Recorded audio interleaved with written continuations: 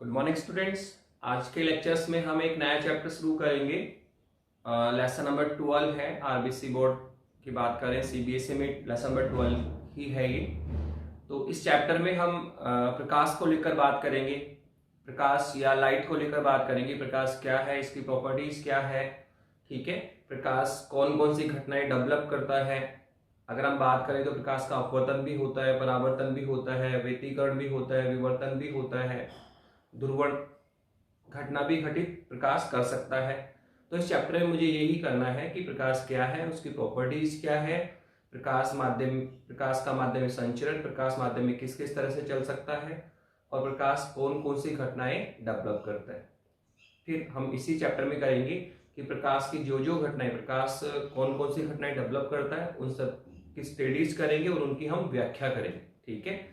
तो मेनली इस पूरे चैप्टर में हम लाइट को लेकर बात करेंगे। तो पहला क्वेश्चन तो यही बनता है कि सर हम प्रकाश किसे कहते हैं। लाइट या प्रकाश की डेफिनेशन की अगर हम बात करें तो सर प्रकाश को हम कैसे परिभाषित कर सकते हैं। तो देखो, एक इसकी सिंपल सी डेफिनेशन है।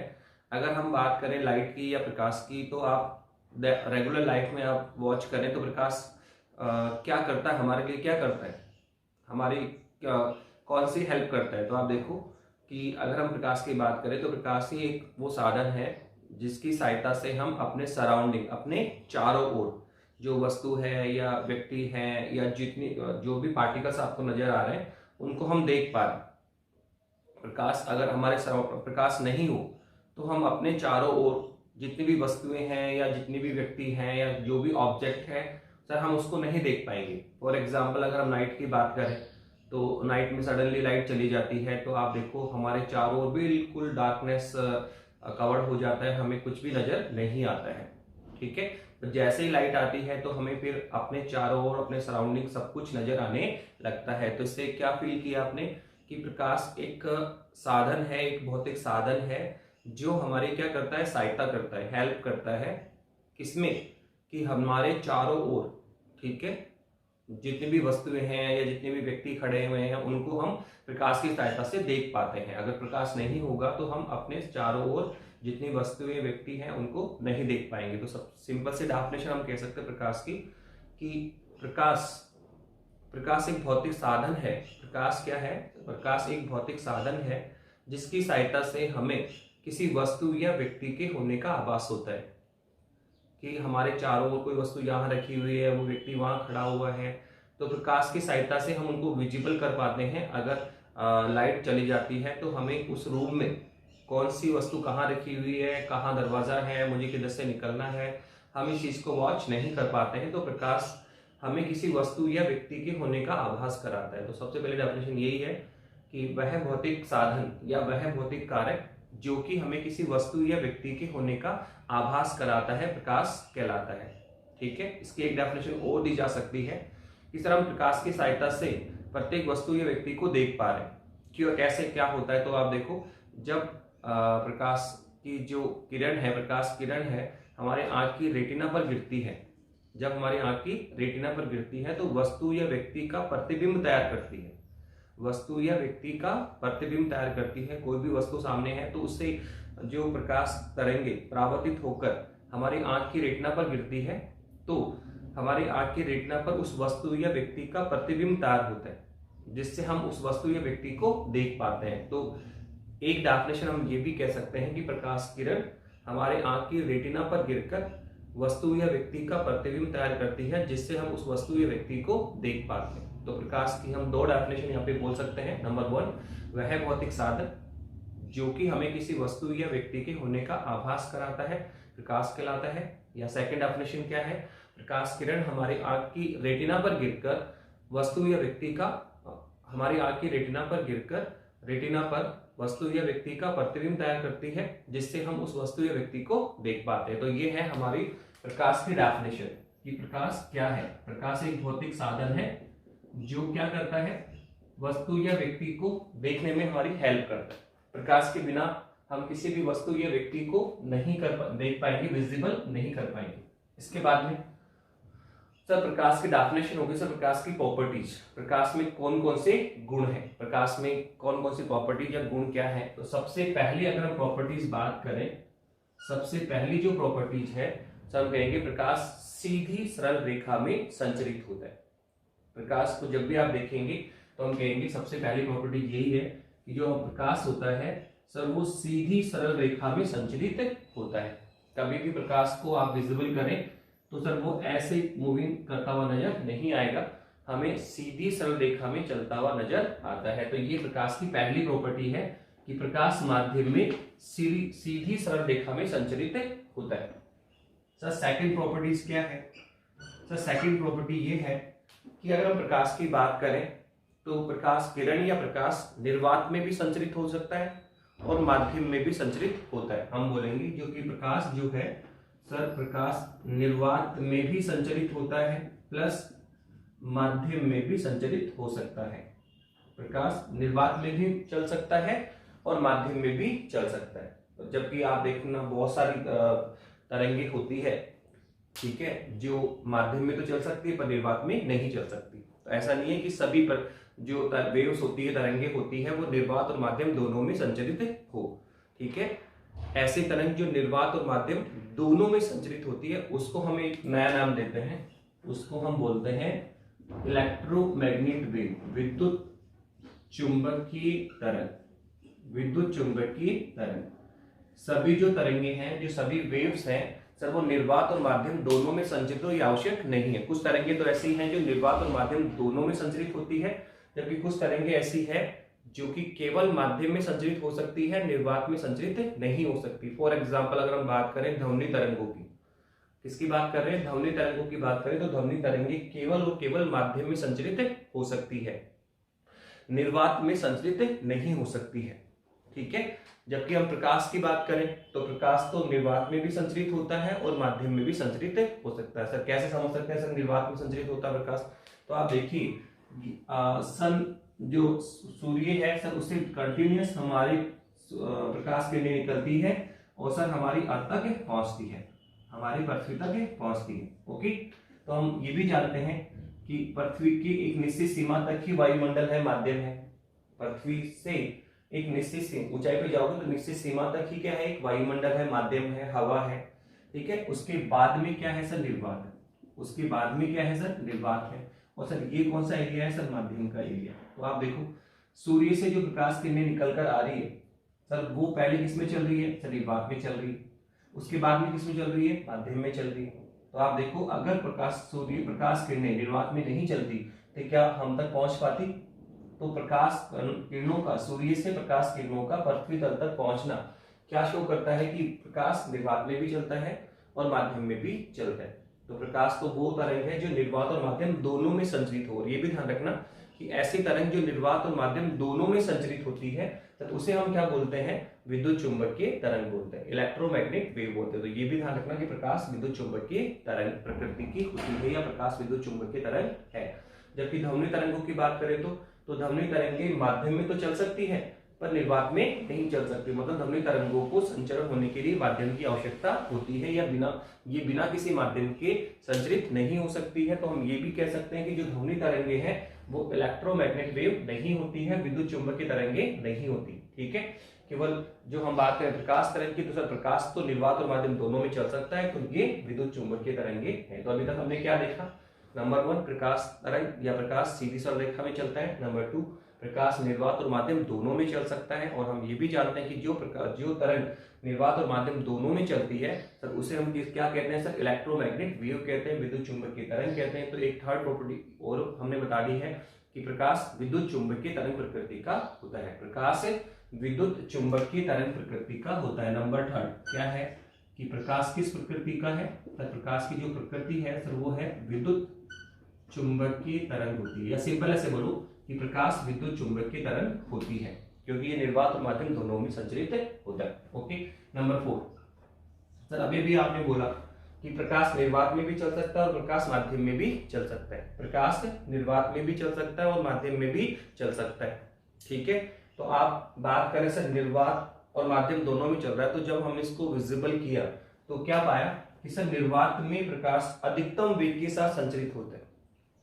निर्वात में भी चल रहा है, माध्यम में भी चल रहा है। तो उसने कहा कि निर्वात में जो प्रकाश का वेग होता है वो अधिकतम होता है या निर्वात में प्रकाश अधिकतम वेग के साथ संचरित होता है। और साथ में ये भी कहा गया कि सर जो निर्वात में जो इसका वेग होता है c, सर वो मैक्सिमम होता है और कितना होता है सर, वो होता है 3 इंटू 10 की पावर 8, 3 इंटू 10 की पावर 8, जो कि कौन सा मान है सर, वेग का मैक्सिमम मान है। तो ये है इसकी चौथी प्रॉपर्टी कि प्रकाश निर्वात में अधिकतम वेग के साथ संचरित होता है और इस अधिकतम वेग की वैल्यू कितनी होती है सर, c इक्वलेंट 3 इंटू 10 की पावर 8 होती है। ठीक है सर।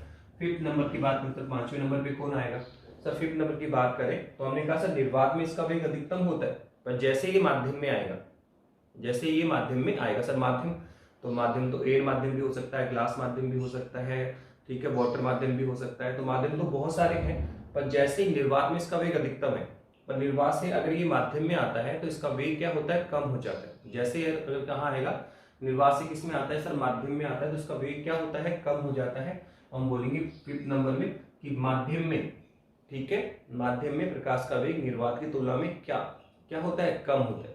ठीक है, अधिकतम वेग कहाँ है, निर्वात में, और जैसे माध्यम में आएगा इसका वेग क्या होगा, कम हो जाएगा। ठीक है, पर ये भी ध्यान रखो कि सर माध्यम तो बहुत सारे होते हैं, ठीक है, एयर भी एक माध्यम है, पानी भी एक माध्यम है, ग्लास भी एक माध्यम है, रुई भी एक माध्यम है, तो बहुत सारे माध्यम होते हैं। तो ये भी ध्यान रखना कि अलग अलग माध्यम में प्रकाश तरंगों का वेग अलग अलग होता है।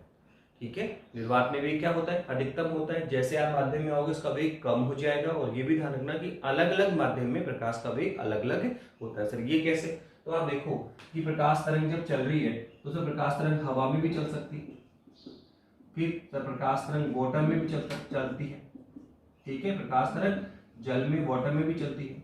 तो आप देखो दोनों में इसका वेग क्या होगा, अलग अलग होगा। हवा में इसका वेग ज्यादा मिला और पानी में इसका वेग क्या मिला, कम मिला। क्यों मिला, क्योंकि सर हवा एक विरल माध्यम है और हवा की तुलना में जल की बात करें, पानी की बात करें तो वो सघन माध्यम है। तो यहाँ ये देखा गया कि जैसे जैसे माध्यम सघन होता जाता है, जैसे जैसे माध्यम सघन होता जाता है, प्रकाश का वेग कम होता चला जाता है। मतलब ऐसा माध्यम जो विरल है, ठीक है, उसमें वेग ज्यादा होगा, और ऐसा माध्यम जो सघन है उसमें वेग क्या होता है, कम होता है। ठीक है, तो यही कहा कि निर्वात में इसका वेग क्या होता है, अधिकतम होता है, जैसे ही माध्यम में आएगा इसका वेग कम हो जाएगा। और ये भी आप ध्यान रखो कि अलग अलग माध्यम में प्रकाश का वेग क्या होता है, अलग अलग होता है। हवा में इसका वेग ज्यादा होगा, पानी में इसका वेग कम हो जाएगा। पानी की बजाय अगर ये किसमें जाए, ग्लास में चला जाए, किसमें जाए, ग्लास में जाए, तो ग्लास तो पानी से भी सघन होता है, तो उसका वेग ग्लास में और भी कम हो जाएगा। तो आप देखो जैसे जैसे माध्यम सघन होता जा रहा है, जैसे जैसे माध्यम क्या हो रहा है, सघन होता जाता है, वैसे वैसे इसका वेग क्या होता है, कम होता जाता है। तो पांचवा नंबर क्या है कि सर अलग अलग माध्यम में बात करेंगे आप, तो अलग अलग माध्यम में प्रकाश का जो वेग होता है वो क्या होता है, डिफरेंट होता है। क्या होता है, डिफरेंट होता है, अलग अलग होता है। ठीक है, और ये ध्यान रखना कि जैसे जैसे माध्यम सघन होता चला जाएगा, प्रकाश का वेग क्या है, कम होता चला जाएगा। ठीक है, तो यहां तक क्लियर हुआ होगा आई थिंक कि सर प्रकाश सीधी सरल रेखा में चलता है। नंबर 2, प्रकाश निर्वात और माध्यम दोनों में चल सकता है। निर्वात में इसका वेग अधिकतम होता है और माध्यम में इसका वेग निर्वात तुलना में क्या होता है, कम हो जाता है। और अलग अलग माध्यम में प्रकाश का वेग क्या होता है, अलग अलग होता है। और ये बताया कि जैसे जैसे माध्यम सघन होता चला जाएगा, प्रकाश का वेग कम होता चला जाएगा। ओके, इस और लास्ट में हमने एक चीज और बता दी कि जो प्रकाश है निर्वात और माध्यम दोनों में संचरित हो रहा है, इसलिए इसको क्या बोला गया, इलेक्ट्रोमैग्नेटिक वेव बोला गया। प्रकाश विद्युत चुंबकीय तरंग है, क्योंकि विद्युत चुंबकीय तरंगों की वही डेफिनेशन है कि ऐसे तरंग जो निर्वात और माध्यम दोनों में संचरित हो, उसे हम क्या बोलते हैं सर, विद्युत चुंबकीय तरंग बोलते हैं। इसके बाद में सर, इसके बाद में और देखिए प्रकाश की प्रॉपर्टीज क्या है।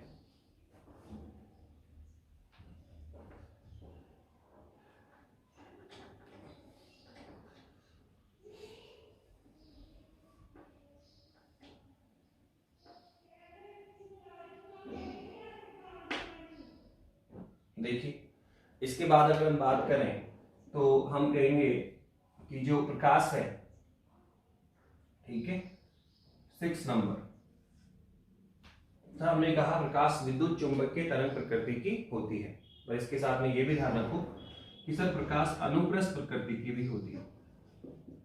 प्रकाश की जो प्रकृति होती है वो सर क्या होती है, सर अनुप्रस्थ प्रकृति की होता है। प्रकाश अनुप्रस्थ प्रकृति का होता है।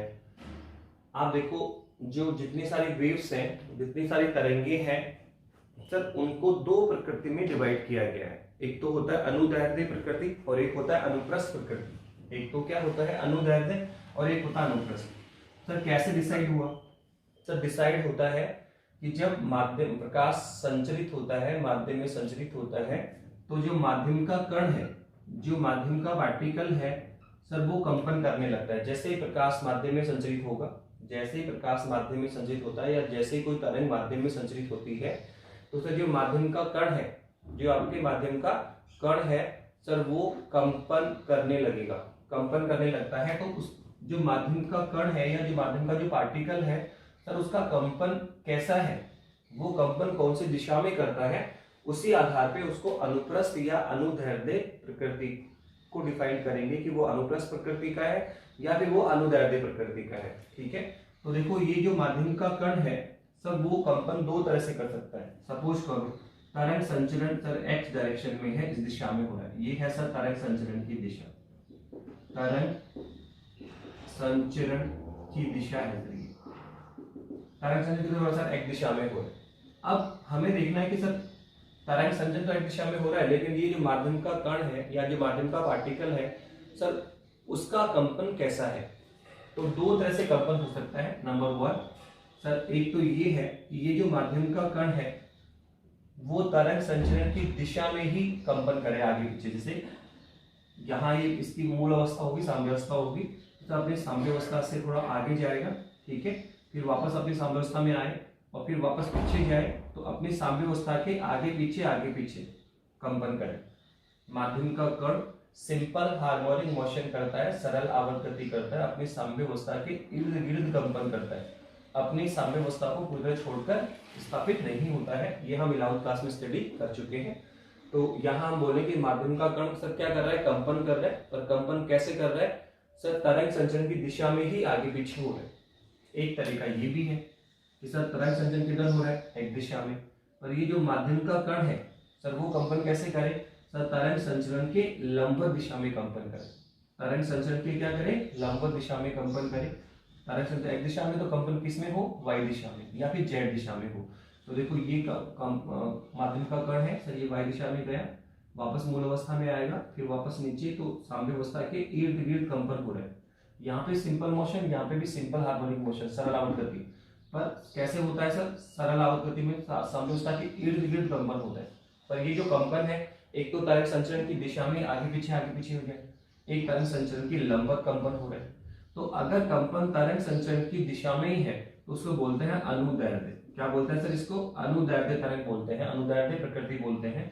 और अगर तरंग संचरण की लंबवत हो रहा है तो सर उसको बोलते हैं अनुप्रस्थ प्रकृति। क्या बोलते हैं, अनुप्रस्थ प्रकृति। जो जितने भी वेव्स हैं, जितने भी तरंगे हैं सर, उनको हम दो प्रकार से डिवाइड कर सकते हैं। कुछ तरंगे अनुप्रस्थ है और कुछ तरंगे अनुदैर्ध्य हैं। सर किस आधार पे सर, माध्यम के कण के कंपन के आधार पे, कि जो माध्यम का कण है उसका कंपन किस प्रकार से है। अगर कंपन तरंग संचरण की दिशा में ही हो रहा है तो वो अनुप्रस्थ प्रकृति का होता है, और पर अगर कंपन तरंग संचरण की दिशा के लंबवत है तो वो अनुप्रस्थ होता है। ठीक है, कंपन तरंग संचरण की दिशा में है तो अनुदैर्ध्य, कंपन अगर तरंग संचरण की दिशा के लंबवत है तो अनुप्रस्थ। तो क्या देखा गया कि जो प्रकाश है सर, उसमें जो माध्यम का कण है सर, उसका कंपन तरंग संचरण की दिशा के लंबवत होता है, इसलिए इसको क्या बोला गया सर, ये अनुप्रस्थ प्रकृति का होता है। जबकि अगर ध्वनि तरंगों की बात करें तो सर, ध्वनि तरंगों में जो कंपन है वो तरंग संचरण की दिशा में ही पाया गया, इसलिए ध्वनि तरंग क्या है सर, अनुदैर्ध्य प्रकृति की होती है।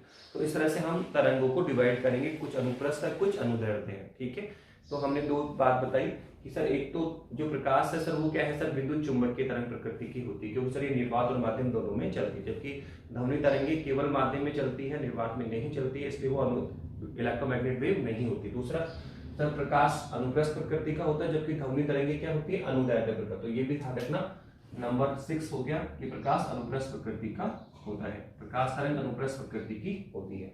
इसके अलावा सर, इसके अलावा फिर हम 2-3 प्रॉपर्टीज बोल सकते हैं। क्या सर, प्रकाश तरंग जब किसी सतह पे टकराती है, प्रकाश तरंग जब किसी सतह पे टकराती है तो सर वहां एक प्रतिदीप्ति या चमक उत्पन्न करती है। ये हम रेगुलर लाइफ में काफी बार वॉच करते हैं कि जैसे आप नाइट के टाइम पे टॉर्च ले लीजिए और टॉर्च से आप सीधे दीवार पर लाइट फोकस करिए, तो आप देखना कि जहां आप दीवार पर, जहां जो लाइट है प्रकाश है टॉर्च का दीवार पे जाके जहाँ टकराता है, तो वहां एक गोल सा चमकीला स्पॉट बन जाता है। ठीक है, तो यही इसकी नेक्स्ट प्रॉपर्टीज है कि प्रकाश तरंग जब किसी सतह पे टकराती है तो वहां पर एक प्रतिदीप्त या चमक डेवलप होती है, प्रतिदीप्त या चमक उत्पन्न करती है। तो जैसे आप टॉर्च से लाइट को दीवार पे डालते हैं तो दीवार पर सामने एक गोल चमकीला स्पॉट बन जाता है, तो वही है प्रतिदीप्त या चमक। तो ये इसकी नेक्स्ट प्रॉपर्टीज है कि प्रकाश तरंग जब किसी सतह पे टकराती है, प्रकाश तरंग जब किसी सतह पे टकराती है तो वहां पर एक प्रतिदीप्त या चमक उत्पन्न करती है। क्या करती है? वहां पे एक प्रतिदीप्त या चमक डेवलप करता है। ठीक है, 8 नंबर की हम बात करें तो हम कहेंगे कि प्रकाश तरंग जब माध्यम में संचरित होती है, प्रकाश तरंग जब माध्यम में संचरित होती है तो अपने साथ संवेग व ऊर्जा का संचरण करती है। ये तो हम जानते हैं कि कोई भी तरंग जब माध्यम में संचरित होती है तो अपने साथ में ऊर्जा का संचरण भी करता है और संवेग का संचरण भी करती है, चाहे ध्वनि तरंगे हों, चाहे प्रकाश तरंगे हों, चाहे रेडियो तरंगे हैं। ठीक है, कोई भी तरंग है जब वो माध्यम में संचरित होगी तो अपने साथ में संवेग और ऊर्जा का संचरण वो करती है। ठीक है, 9 नंबर क्या है? 9 नंबर ये है कि प्रकाश बहुत सारी घटनाएं डेवलप कर सकता है। प्रकाश की बात करें तो प्रकाश बहुत सारी घटनाएं डेवलप करता है। नंबर 1 सर, प्रकाश परावर्तन की घटना डेवलप करता है, प्रकाश अपवर्तन की घटना डेवलप करता है। प्रकाश क्या करता है सर? अपवर्तन की घटना भी डेवलप करता है। प्रकाश का परावर्तन भी होता है, प्रकाश का अपवर्तन भी होता है। ठीक है, ये दोनों नाम तो हम जानते हैं भाई। प्रकाश तरंग किसी तरह से टकराएगा और फिर से उसी माध्यम में लौट जाएगा, ये क्या है? परावर्तन। अपवर्तन क्या है? जब प्रकाश किरण एक माध्यम से दूसरे माध्यम में प्रवेश करती है तो पृथ्वी तल पर अपने मूल पथ से क्या होती है? विचलित हो जाती है। ये कौन है? अपवर्तन। तो हम जानते हैं प्रकाश का परावर्तन भी होता है, प्रकाश का अपवर्तन भी होता है। ठीक है, प्रकाश का तल से टकराकर फिर से उसी माध्यम में लौटना क्या है? परावर्तन। और प्रकाश जब एक माध्यम से दूसरे माध्यम में प्रवेश करता है तो पृथ्वी तल पर क्या करता है सर? अपने मूल पथ से विचलित हो जाता है। ये क्या है सर? अपवर्तन। तो हम जानते हैं प्रकाश का परावर्तन भी होता है, प्रकाश का अपवर्तन भी होता है। तो ऐसे ही कुछ नई घटनाएं हो रही जो अभी आपने नहीं सीखी है, हम सीखेंगे अब। तो उसमें है कौन? व्यतिकरण है, विवर्तन है, ध्रुवण है। तो प्रकाश परावर्तन, अपवर्तन, व्यतिकरण, विवर्तन, ध्रुवण आदि घटनाएं डेवलप करता है। ठीक है, और यही हमारे चैप्टर का मूल पॉइंट है कि प्रकाश कौन कौन सी घटनाएं डेवलप करता है। तो उन सब घटनाओं को हम लेंगे, उनकी स्टडीज करेंगे और उनकी व्याख्या भी करेंगे। जैसे अपवर्तन क्या है, अपवर्तन के नियम क्या है, फिर इनकी व्याख्या भी करेंगे। अपवर्तन क्या है उसको डिफाइन करेंगे, उसके नियम डिफाइन करेंगे और फिर उसकी व्याख्या करेंगे। ठीक है, ऐसे परावर्तन किसे कहते हैं? परावर्तन के भी नियम है, तो परावर्तन के नियम क्या है, फिर उनकी भी व्याख्या करेंगे। फिर ऐसे ही व्यतिकरण कौन है, व्यतिकरण का मैथमेटिकल डेरिवेशन होगा। ठीक है, ऐसे ही व्यतिकरण कितने प्रकार का होता है, मतलब प्रकाश जितनी घटनाएं डेवलप करता है उन सबको हमें समझना भी है और उनकी व्याख्या भी करनी है। यही हमारा इस चैप्टर का मूल पॉइंट है, प्रकाश से उत्पन्न होने वाली घटनाएं और उनकी व्याख्या। ये सब कर लेंगे तो चैप्टर फिनिश हो जाए। तो ये हमने पहला पॉइंट किया कि प्रकाश क्या है। प्रकाश एक भौतिक साधन है जो कि हमें किसी वस्तु या व्यक्ति को देखने में हमारी सहायता करता है, या फिर ऐसे बोलो, प्रकाश वह भौतिक साधन जो जिससे हम किसी वस्तु या व्यक्ति के होने का आभास करते हैं प्रकाश कहलाता है। प्रकाश किरण हमारी आंख की रेटिना पर गिरकर किसी वस्तु या व्यक्ति का प्रतिबिंब तैयार करती है जिससे हम उस वस्तु या व्यक्ति को देख पाते हैं। डेफिनेशन हो गई। तो प्रॉपर्टीज नंबर 1, प्रकाश सीरीज और रेखा में चलता है। नंबर 2, प्रकाश निर्वात और माध्यम दोनों में संचरित होता है, इसलिए ये कौन है? विद्युत चुंबकीय तरंग है। प्रकाश निर्वात और माध्यम दोनों में चल रहे हैं, तो निर्वात में इसका वेग क्या होता है? अधिकतम होता है, कितना होता है? 3 × 10⁸ होता है। माध्यम में इसका वेग क्या होता है? निर्वात की तुलना में कम हो जाता है। और ध्यान रखना, अलग अलग माध्यम में प्रकाश का वेग क्या होता है? अलग अलग होता है। और जैसे जैसे माध्यम सघन होता चला जाएगा प्रकाश का वेग क्या है? कम होता चला जाएगा। इसके बाद में प्रकाश अनुप्रस्थ प्रकृति के होता है। प्रकाश क्या होता है सर? अनुप्रस्थ प्रकृति का होता है। नंबर 2, जो प्रकाश है जब किसी सतह पे टकराता है तो वहां एक प्रतिदीप्त या चमक उत्पन्न करता है। प्रकाश अपने साथ में संवेग और ऊर्जा का संचरण करता है और प्रकाश परावर्तन, अपवर्तन, व्यतिकरण, विवर्तन, ध्रुवण आदि घटनाएं उत्पन्न करता है। तो ये हमने मेनली प्रकाश की प्रॉपर्टीज बता दी। आप टेक्स्ट बुक और देखिए, आपको एक आध प्रॉपर्टीज और आपको वहां मिल सकती है, तो आप देखना। तो ये पहला पॉइंट था प्रकाश की डेफिनेशन और प्रकाश की मूल प्रॉपर्टीज, प्रकाश की, ठीक है, गुण की बात की हमने। अब इसके बाद में हम बात करेंगे प्रकाश का माध्यम में संचरण। कि प्रकाश माध्यम में किस तरह से संचरित होता है, किस तरह से माध्यम में चलता है। तो नेक्स्ट टॉपिक है प्रकाश का माध्यम में संचरण।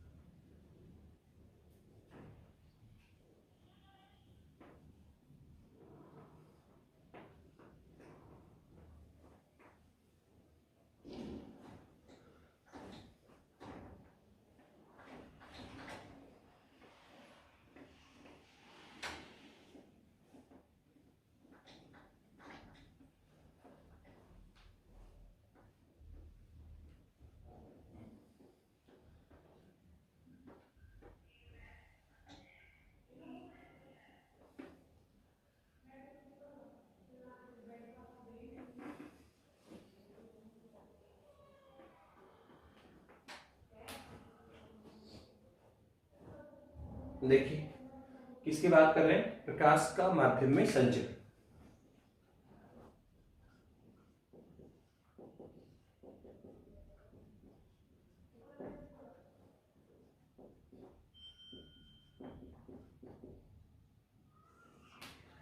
प्रकाश का माध्यम में संचरण किस प्रकार से होता है, प्रकाश माध्यम में किस प्रकार से चल सकता है।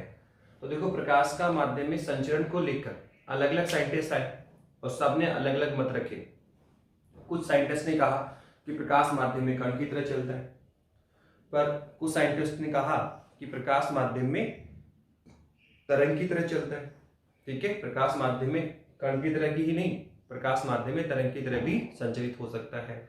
तो अलग अलग साइंटिस्ट आए और सबने अपने अलग अलग मत रखे और लास्ट में सबका हमने जो हमने कमेंट किया और लास्ट में हमने डिसाइड किया कि प्रकाश माध्यम में किस तरह से चलता है। तो हम 1 by 1 स्टडीज करेंगे, साइंटिस्ट को अलग अलग साइंटिस्ट लेंगे। नंबर 1 है न्यूटन का कणिका सिद्धांत, नंबर 2 है मैक्स प्लांक का पैकेट सिद्धांत, नंबर 3 है डी ब्रोगली सिद्धांत। तो अलग अलग साइंटिस्ट आ रहे हैं और सबने अपने अलग अलग मत रखे। कोई कह रहा है प्रकाश कण की तरह चल रहा है, कोई कह रहा है प्रकाश तरंग की तरह चल रहा है, और किसी ने कहा है कि प्रकाश कण और तरंग दोनों की तरह चल सकता है। ठीक है, तो सबसे पहले हम जो ले रहे हैं सर वो है न्यूटन का कणिका सिद्धांत। न्यूटन का कणिका सिद्धांत सबसे पहला जो सिद्धांत हम ले रहे हैं सर वो है न्यूटन का कणिका सिद्धांत। फिर नंबर 2 पर जो हम लेंगे, सर वो लेंगे मैक्स प्लांक का पैकेट सिद्धांत। ठीक है, पहले 2 स्टडी करते हैं, एक तो है न्यूटन का कणिका सिद्धांत और एक है मैक्स प्लांक का पैकेट सिद्धांत। तो देखो न्यूटन ने क्या बताया, न्यूटन का कणिका सिद्धांत क्या कहता है। तो देखो इसके नाम से अंडरस्टूड है न्यूटन का कणिका सिद्धांत। तो ये जो सिद्धांत है या ये जो साइंटिस्ट है उन्होंने कहा कि प्रकाश माध्यम में छोटी छोटी कणिकाओं के रूप में संचरित होता है।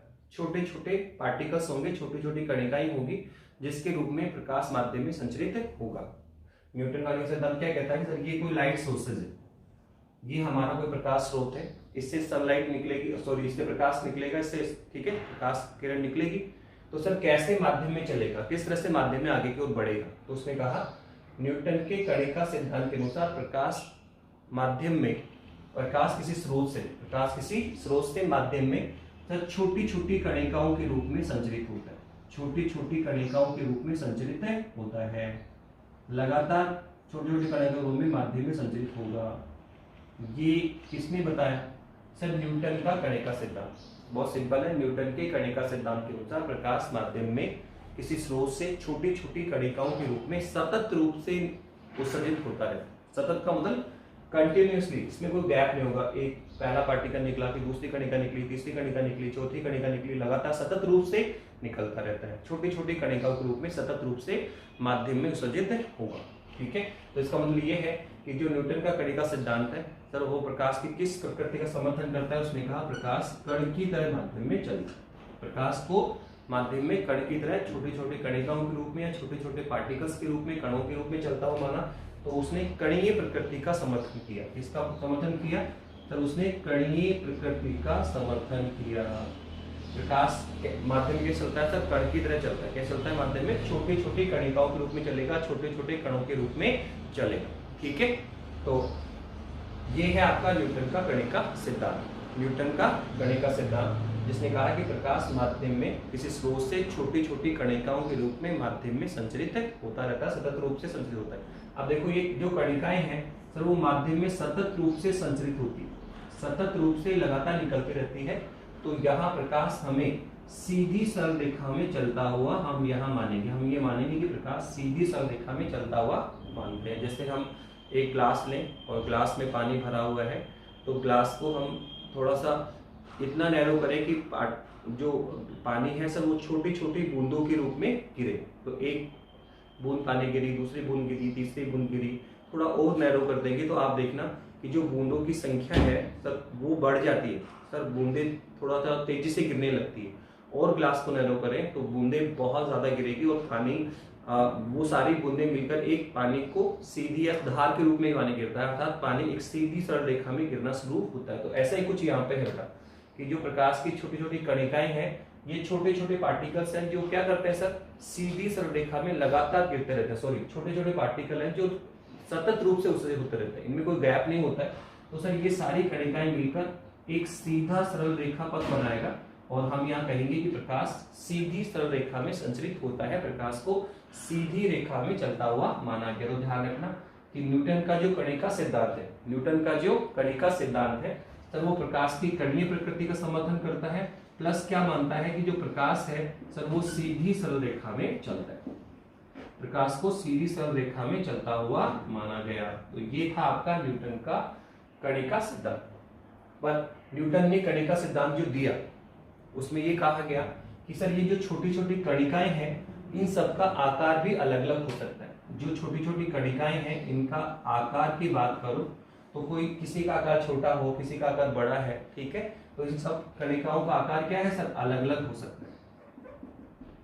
सब जो कणिकाएं हैं सर उनका आकार अलग अलग हो सकता है। अंडरस्टूड है, जब सर इनका आकार अलग है तो इनके पास जो एनर्जी लेवल है सर वो भी अलग अलग होगी। जिसका आकार कम है उसका एनर्जी लेवल कम होगा, जिसका आकार बड़ा है उसका एनर्जी लेवल क्या होगा, ज्यादा होगा। तो हम कहेंगे कि सर इसकी जो ऊर्जा है सर वो भी क्या होती है सर, अलग अलग होती है। जो इनकी ऊर्जा है सर वो भी क्या होती है, अलग अलग होती है। तो यहाँ तक ये हमने पहला सिद्धांत पढ़ लिया, न्यूटन का कणिका सिद्धांत। न्यूटन का कणिका सिद्धांत, तो न्यूटन के कणिका सिद्धांत के अनुसार प्रकाश किसी स्रोत से छोटी छोटी कणिकाओं के रूप में माध्यम में संचरित होता है और ये छोटी छोटी कणिकाएं हैं सतत रूप से निकलती रहती है, इसलिए यहाँ प्रकाश को सीधी सरल रेखा में चलता हुआ माना गया। तो न्यूटन का जो कणिका सिद्धांत है वो प्रकाश की कणीय प्रकृति का समर्थन करता है और प्रकाश को सीधी सरल रेखा में चलता हुआ मानता है। साथ में उसने कहा कि जो ये छोटी छोटी कणिकाएं हैं उनका सर आकार क्या हो सकता है सर, अलग अलग हो सकता है, तथा इनकी ऊर्जा भी क्या हो सकती है, अलग अलग हो सकती है। अब हम यहाँ बात कर रहे हैं कि सर नेक्स्ट जो टॉपिक है सर वो है मैक्स प्लांक का पैकेट सिद्धांत। जो नेक्स्ट टॉपिक है सर वो क्या है सर, वो है आपका मैक्स प्लांक का पैकेट सिद्धांत। सर मैक्स प्लांक का जो पैकेट सिद्धांत सर वो क्या है, तो देखो इसके नाम से मैक्स प्लांक का पैकेट सिद्धांत। मैक्स प्लांक का क्या है सर, पैकेट सिद्धांत की हम बात करें तो सर मैक्स प्लांक के पैकेट सिद्धांत की बात करें तो ये भी कह रहे हैं कि प्रकाश माध्यम में, तो ये स्रोत है आपका, ये आपका स्रोत है, इस स्रोत से प्रकाश माध्यम में निकलेगा, उत्सर्जित होगा। तो यहाँ उसने बोला न्यूटन का कणिका सिद्धांत, तो यहाँ तो ये बोल रहा है प्रकाश छोटी छोटी कणिकाओं के रूप में संचरित होता है। ये है सर मैक्स प्लांक का पैकेट सिद्धांत। तो यहाँ क्या कह रहा है कि प्रकाश छोटे छोटे पैकेट्स के रूप में माध्यम में संचरित होता रहता है। तो मैक्स प्लांक के पैकेट सिद्धांत के अनुसार प्रकाश माध्यम में छोटे छोटे पैकेट्स के रूप में, छोटे छोटे पैकेट्स के रूप में संचरित होता रहता है सतत रूप से। तो ये पहला पैकेट निकला, ये दूसरा पैकेट निकला, ये तीसरा पैकेट निकला, ये चौथा पैकेट, ये पांचवा पैकेट, ये छठा पैकेट, तो छोटे छोटे पैकेट्स के रूप में सतत रूप से उत्सर्जित होता रहता है। तो देखो सतत रूप से है तो यहाँ पर भी प्रकाश को सीधी सरल रेखा में चलता हुआ माना गया। यहाँ पर भी प्रकाश को माना कि छोटे छोटे कणों के रूप में, छोटे छोटे पैकेट्स के रूप में निकलता है और सतत रूप से निकलता है, इसलिए सीधी सरल रेखा में चलता माना गया। तो अगर आप देखें न्यूटन का कणिका सिद्धांत तो वहां पर ही प्रकाश की कणीय प्रकृति का समर्थन हुआ और प्रकाश को सीधी सरल रेखा में चलता माना गया। अगर आप मैक्स प्लांक के पैकेट सिद्धांत की बात करें तो सर यहाँ पर भी वही है कि प्रकाश की कणीय प्रकृति का समर्थन हो रहा है, प्लस क्या माना गया कि प्रकाश सीधी सरल रेखा में चलता हुआ माना गया प्रकाश को। ठीक है, तो आप देखो दोनों की जो साइड टेस्ट है वो सिमिलर बात कर रहे हैं, एक ही बात को रख रहे हैं कि दोनों ही कह रहे हैं प्रकाश माध्यम में कण की तरह चलता है और साथ में प्रकाश को सीधी सरल रेखा में चलता हुआ माना गया। तो फिर क्वेश्चन ये बना कि सर जब दोनों एक ही बात रख रहे हैं तो दो अलग अलग सिद्धांत देने की आवश्यकता कहाँ पड़ रही है, दोनों को आप यही कंबाइन कर दें, न्यूटन और मैक्स प्लैंक। फिर दोनों को आपने अलग अलग क्यों लिखा, दोनों का सिद्धांत हम अलग अलग क्यों डिफाइन कर रहे हैं। ये भी कह रहा है प्रकाश, ये भी कहता है प्रकाश कण की तरह चलता है सीधी रेखा में चलता है, ये भी कहता है प्रकाश कण की तरह चलता है सीधी रेखा में चलता है। तो फिर सर डिफरेंट क्या है, ये कह रहा है छोटे छोटे कणिका के रूप में चलता है, ये कहता है छोटे छोटे पैकेट्स के रूप में चलता है, सतत रूप से तो सीधी रेखा होगी, सतत रूप से सीधी, तो सर कोई डिफरेंट अभी तो है ही। तो देखो कुछ डिफरेंट है दोनों सिद्धांत में, कुछ बात है जो थोड़ी अलग है, तो वो क्या है। तो यहाँ देखो न्यूटन का जो कणिका सिद्धांत है उसमें कहा प्रकाश छोटी छोटी कणिकाओं के रूप में माध्यम में संचरित है। इस सिद्धांत का प्रकाश क्या है, छोटी छोटी कणिकाओं के रूप में माध्यम में संचरित हो है। तो ये जो छोटी छोटी कणिकाएं हैं तो उनका आकार भी क्या हो सकता है, अलग अलग हो सकता है, कोई आकार में छोटी कोई आकार में बड़ी हो सकती है। अब इनका आकार और ऊर्जा, आकार अलग है तो डेफिनेटली इनकी ऊर्जा भी अलग अलग हो सकती है, इनके जो कलर है रंग है सर वो भी क्या हो सकते हैं, अलग अलग होते हैं। ये सारे इनके रंग भी अलग अलग हो सकते हैं, इनका आकार भी अलग अलग हो सकता है, इनकी ऊर्जा भी अलग अलग हो सकती है, जबकि यहाँ पर ऐसा नहीं है। मैक्स प्लैंक ने कहा कि जो छोटे छोटे पैकेट्स हैं सर वो आकार में भी समान होंगे, उनकी ऊर्जा भी क्या होगी, समान। तो यही एक मोटी बात थी जो डिफर करती है।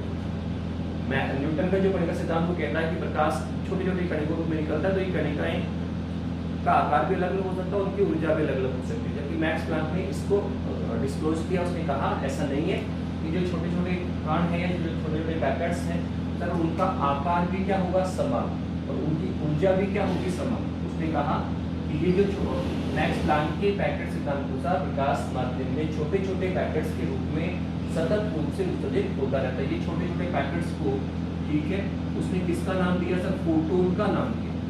मैक्स प्लैंक ने इन छोटे छोटे पैकेट को किसका नाम दिया, फोटोन का नाम दिया, और कहा कि ये जो फोटोन है या जो छोटे छोटे पैकेट्स हैं सर उनका आकार भी क्या होगा, समान, उनका आकार भी क्या होगा, समान होगा सर, प्रत्येक पैकेट का आकार भी समान होगा।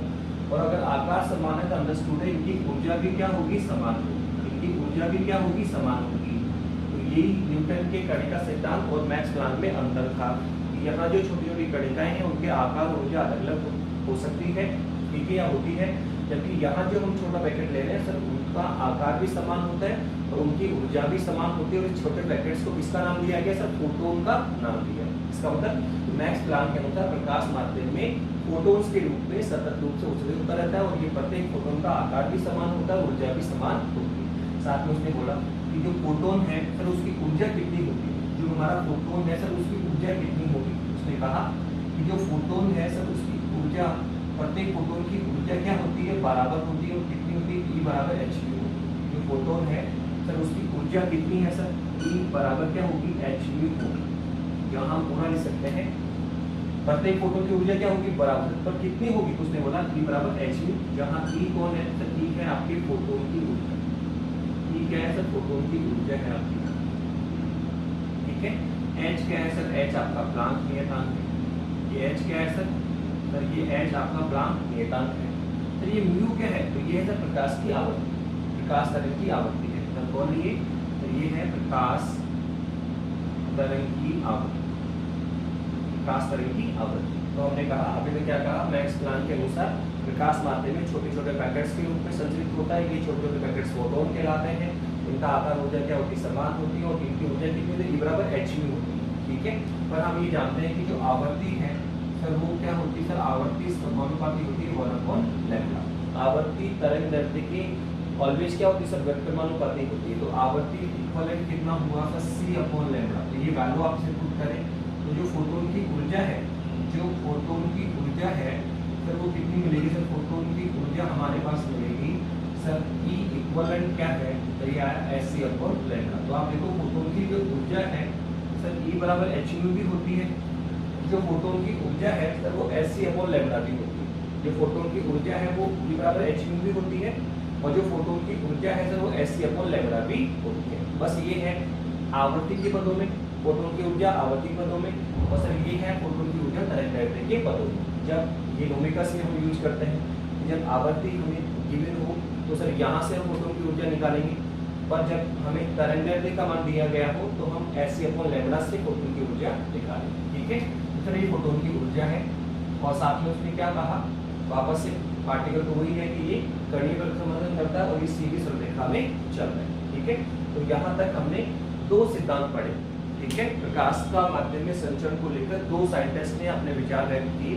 पहला कौन था सर, न्यूटन का कणिका सिद्धांत, और दूसरा कौन है सर, मैक्स प्लैंक का पैकेट सिद्धांत। पर अगर इन दोनों की ही बात करें तो देखो दोनों सिद्धांतों में सिमिलरिटीज है। क्या सर, न्यूटन का जो कणिका सिद्धांत है वो भी क्या मानता है कि प्रकाश छोटी छोटी कणिकाओं के रूप में सतत रूप से संचरित होता रहता है, अर्थात ये प्रकाश की कणीय प्रकृति का समर्थन करता है। क्या कहता है, प्रकाश कण की तरह माध्यम में चलता है, और क्या बोलता है, प्रकाश को सीधे सरलरेखा में चलता हुआ मानता है। तो न्यूटन का जो कणिका सिद्धांत है सर वो भी प्रकाश की कणीय प्रकृति का समर्थन करता है और प्रकाश को सीधी सरलरेखा में चलता हुआ मानता है। यही बात मैक्स प्लैंक के पैकेट सिद्धांत में भी है कि मैक्स प्लैंक का जो पैकेट सिद्धांत है उसने कहा प्रकाश माध्यम में छोटे छोटे पैकेट्स के रूप में सतत रूप से संचरित होता रहता है। तो यहाँ पर भी प्रकाश को छोटे छोटे कणों के रूप में या छोटे छोटे कणों के रूप में संचरित माना गया, अर्थात मैक्स प्लैंक का जो पैकेट सिद्धांत है सर वो भी प्रकाश के कणीय प्रकृति का समर्थन करता है और उसने भी कहा कि प्रकाश सीधे सरलरेखा में चलता है। तो दोनों ही सिद्धांत प्रकाश की कणीय प्रकृति का समर्थन करते हैं और प्रकाश को सीधी सरलरेखा में चलता हुआ मानते हैं। पर दोनों में थोड़ा अंतर क्या है, तो अंतर बता दें कि सर यहाँ जो कणिकाएं हैं सर उनका आकार और ऊर्जा अलग अलग हो सकती है, उनका रंग भी अलग अलग हो सकता है, जबकि यहाँ जो पैकेट्स है सर, यहाँ जो पैकेट्स है सर उनका आकार और ऊर्जा क्या होती है, समान होती है। और साथ में इन पैकेट्स का क्या नाम दिया, फोटोन दिया गया, और ये भी बताया गया सर कितनी ऊर्जा होती है, E=hν या E=hc/λ।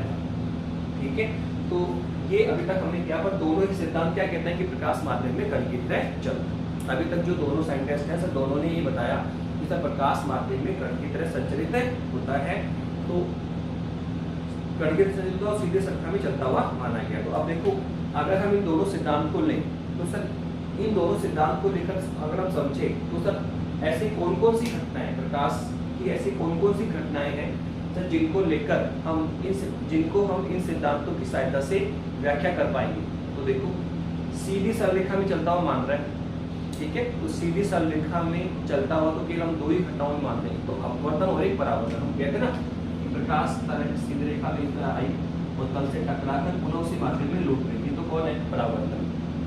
फिर से बताया था प्रकाश तरंग जब किसी एक माध्यम से दूसरे माध्यम में प्रवेश करता है तो पृथककारी तल पर अपने मूल पथ से क्या होता है, जब विचलित हो जाता है, तो ये कौन है, अपवर्तन। तो आप देखो यहाँ प्रकाश को सीधी सरलरेखा में चलता हुआ मान रहे हैं, यहाँ प्रकाश को कण की तरह चलता हुआ माना गया था। इसलिए जो न्यूटन का कणिका सिद्धांत है उसको लेकर हम किसकी व्याख्या कर सकते हैं सर, परावर्तन की व्याख्या कर सकते हैं, दूसरा अपवर्तन की व्याख्या कर सकते हैं। तो किसकी व्याख्या हो पाई, अगर हम व्याख्या लिखेंगे तो सर व्याख्या में केवल दो ही है सर, अपवर्तन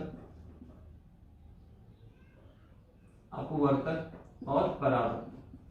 ये दो ऐसी घटनाएं हैं जिनकी व्याख्या हम न्यूटन के कणिका सिद्धांत को लेकर कर सकते हैं। पर सर किसकी व्याख्या नहीं हो पाई, तो ऐसी बहुत सारी घटनाएं, व्यतिकरण है, विवर्तन है, ध्रुवण है, जहां क्या माना गया सर, जहां माना गया कि प्रकाश तरंग की तरह संचरित होता है, प्रकाश तरंग की तरह संचरित होता है। तो ये तो तरंग की बात ही नहीं कर रहा, न्यूटन तो कहता है कि प्रकाश कण की तरह चलता है, सीधी रेखा में चलता है। तो केवल इस सिद्धांत को लेकर हम अपवर्तन और परावर्तन ही घटनाओं की व्याख्या कर पाए। पर ऐसी घटनाएं जो तरंग प्रकृति से डेवलप होती है, जैसे व्यतिकरण है, विवर्तन है, ध्रुवण है, उनकी व्याख्या हम इस सिद्धांत को लेकर नहीं कर पाए। ऐसे ही हम यहाँ पे बात करें सर, मैक्स प्लैंक के पैकेट सिद्धांत की बात करें तो सर किसकी व्याख्या नहीं हो पाई यहाँ पे सर, एक तो है व्यतिकरण और सर दूसरा विवर्तन और सर तीसरा ध्रुवण। सर ध्रुवण इनकी व्याख्या नहीं हो पाई, अपवर्तन परावर्तन की व्याख्या हो गई, पर व्यतिकरण, विवर्तन, ध्रुवण आदि की व्याख्या नहीं हो पाई। ठीक है, अब इसके बाद में आप यहाँ पे चलिए सर, मैक्स प्लैंक के पैकेट सिद्धांत की बात करें तो सर अगर आप इसकी बात करेंगे तो सर ये भी कहता है कण की तरह चलता है, सीधी रेखा में चलता है। तो ये भी केवल अपवर्तन परावर्तन की व्याख्या कर पाया और तीन की व्याख्या नहीं कर पाया, तरंग से जो डेवलप घटनाएं, व्यतिकरण, विवर्तन, ध्रुवण आदि की व्याख्या ये नहीं कर पाए। ठीक है, तो दोनों में ही कॉमन है कि दोनों ही अपवर्तन परावर्तन नियमों की व्याख्या कर पाए। और किसकी व्याख्या नहीं कर पाए सर, व्यतिकरण, विवर्तन, ध्रुवण, तरंग वाली घटनाओं की व्याख्या नहीं कर पाए। लेकिन जो मैक्स प्लैंक का पैकेट सिद्धांत है वो अपवर्तन परावर्तन के साथ में दो चीजें और प्लस करेगा। वो कह रहेगा एक तो प्रकाश विद्युत प्रभाव, जो प्रकाश विद्युत प्रभाव है सर, उसकी व्याख्या हम इस सिद्धांत के द्वारा कर पाए। दूसरा कॉप्टन प्रभाव, क्या था सर, कॉप्टन प्रभाव की बात करेगा। प्रकाश विद्युत प्रभाव और कॉप्टन प्रभाव दो ऐसी घटनाएं थी जिनको हम मैक्स प्लांक के पैकेट सिद्धांत को लेकर समझ सकते हैं। तो मैक्स प्लांक के पैकेट सिद्धांत की बात करें तो किसकी व्याख्या कर पाए, नंबर 1 अपवर्तन की व्याख्या कर पाए, नंबर 2 परावर्तन की व्याख्या कर पाया, नंबर 3 प्रकाश विद्युत प्रभाव की व्याख्या कर पाया और कॉप्टन प्रभाव। फिलहाल ध्यान रख लीजिए, हम आगे जब स्टडीज करेंगे तो अपवर्तन परावर्तन की व्याख्या करेंगे तो पता पड़ेगा, कणीय प्रकृति को लेकर व्याख्या कर पाएंगे। ऐसे ही हम पूरा चैप्टर है प्रकाश विद्युत प्रभाव, जब हम इसको स्टडी करेंगे तो वहां हम आपको समझाएंगे कि इसकी व्याख्या करने के लिए किसकी हेल्प लेंगे, मैक्स प्लांक के पैकेट सिद्धांत की। तो मैक्स प्लांक के पैकेट सिद्धांत किसको समझा पा रहा है सर, अपवर्तन की व्याख्या कर पा रहा है, परावर्तन की व्याख्या करेगा, प्रकाश विद्युत प्रभाव की व्याख्या करेगा, कॉप्टन प्रभाव की व्याख्या करेगा। पर किनकी व्याख्या नहीं करेगा तो सर वो तो दोनों में कॉमन है कि ऐसी घटनाएं जो तरंग से कनेक्टेड है, ऐसी घटनाएं जो तरंग वाली है उनकी व्याख्या ना तो न्यूटन का कणिका सिद्धांत कर पाया था और ना ही मैक्स प्लांक कर पाया था। तो व्यतिकरण, विवर्तन, ध्रुवण, ये जो घटनाएं थी उनकी व्याख्या दोनों ही नहीं कर पाए। तो अभी तक हमने दो साइंटिस्ट को लेकर बात की, प्रकाश का माध्यम में संचरण, एक तो न्यूटन का कणिका सिद्धांत और एक है मैक्स प्लांक का पैकेट सिद्धांत। पर दोनों ही सिद्धांत एक ही बात कह रहे हैं कि प्रकाश कण की तरह चलता है, उस माध्यम में सीधी सरलरेखा में चल प्रकाश की, दोनों ही साइंटिस्ट ने प्रकाश की कणीय प्रकृति का समर्थन किया और क्या कहा कि प्रकाश सीधी सरलरेखा में चलता है। ठीक है, बस इतना सा है कि यहाँ जो छोटे छोटे पार्टिकल्स हैं उनका आकार, ऊर्जा और रंग अलग अलग हो सकता है, जबकि यहाँ जो छोटे छोटे पार्टिकल्स है, पैकेट्स है, उनका आकार, ऊर्जा समान होता है, इसको फोटोन कहा गया। ठीक है, और उसकी ऊर्जा E बराबर h में होती है, ऐसे अपन लैम्डा होती है। ठीक है, बाकी अभी तक हमने जो दो सिद्धांत हमने पढ़े, तो अब हम जो नेक्स्ट आर्टिकल देखो, अभी तक जो हमने पढ़ा सब में ये कह रहे हैं कि प्रकाश कण की तरह चलता है। ठीक है, प्रकाश माध्यम में तरंग की तरह नहीं चल रहा है, वो सीधी रेखा में चलता है। तो आप देखिए, अगर हम इन दोनों साइंटिस्ट को ही सही मानकर बैठ जाए तो इसका मीनिंग तो ये हुआ कि प्रकाश का व्यतिकरण भी नहीं होना चाहिए, ध्रुवण भी नहीं होना चाहिए, विवर्तन भी नहीं होना चाहिए। पर जब तो प्रैक्टिकली हम देखें, प्रकाश का व्यतिकरण भी होता है, विवर्तन भी होता है, ध्रुवण भी होता है। और इन घटनाओं का डेवलप होना हमें अंडरस्टूड करवाता है कि प्रकाश कण की तरह ही नहीं, प्रकाश तरंग की तरह भी माध्यम में चलेगा। क्योंकि देखो, व्यतिकरण तो तभी डेवलप होगा जब प्रकाश माध्यम में तरंग की तरह चले, विवर्तन भी तभी डेवलप होगा जब प्रकाश माध्यम में तरंग की तरह चले। ठीक है, तो ये हमें क्लियर हो रहा है कि प्रकाश तरंग की तरह भी चलता है। पर इन दोनों साइंटिस्ट ने तरंग की बात नहीं की, ये तो केवल कणीय प्रकृति की बात कर पाए कि प्रकाश कण की तरह चलता है, सीधी रेखा में चलता है, प्रकाश कण की तरह चलता है, सीधी रेखा में चलता है। तो इनके आगे एक साइंटिस्ट और आया, डी ब्रॉगली सिद्धांत। डी ब्रॉगली साइंटिस्ट था जिसने हमें बताया कि ऐसा नहीं कि प्रकाश कण की तरह ही चलता है, प्रकाश तरंग की तरह भी माध्यम में चल सकता है, प्रकाश तरंग की तरह भी माध्यम में चल सकता है। अर्थात प्रकाश ड्यूअल नेचर का होता है। प्रकाश क्या होता है, ड्यूअल नेचर का होता है, द्वि प्रकृति का होता है। प्रकाश माध्यम में कण की तरह भी चल सकता है और प्रकाश माध्यम में तरंग की तरह भी चल सकता है। और जब प्रकाश कण की तरह चलेगा तो कण की घटनाएं डेवलप करेगी, और जब प्रकाश तरंग की तरह चलेगा तो फिर तरंग की घटनाएं डेवलप करेगा। तो आप देख रहे हैं इस तरह के हमने सारे किए। तो नेक्स्ट जो हमारा तीसरा सिद्धांत होगा वो होगा डी ब्रॉगली सिद्धांत। तो इसी टॉपिक को आगे नेक्स्ट क्लास में कंटिन्यू करेंगे। दो सिद्धांत हमने पढ़ लिए और दोनों ही कणीय प्रकृति संबंध करते हैं और सीधी रेखा में चलता हुआ मानते हैं। लेकिन नेक्स्ट जो सिद्धांत होगा वो होगा डी ब्रॉगली सिद्धांत, जिसने कहा कि प्रकाश कण की तरह ही नहीं, तरंग की तरह भी चलता है, प्रकाश ड्यूअल नेचर का होता है, प्रकाश द्वि प्रकृति का होता है। तो नेक्स्ट क्लास में बात करेंगे डी ब्रॉगली सिद्धांत। Okay, thank you.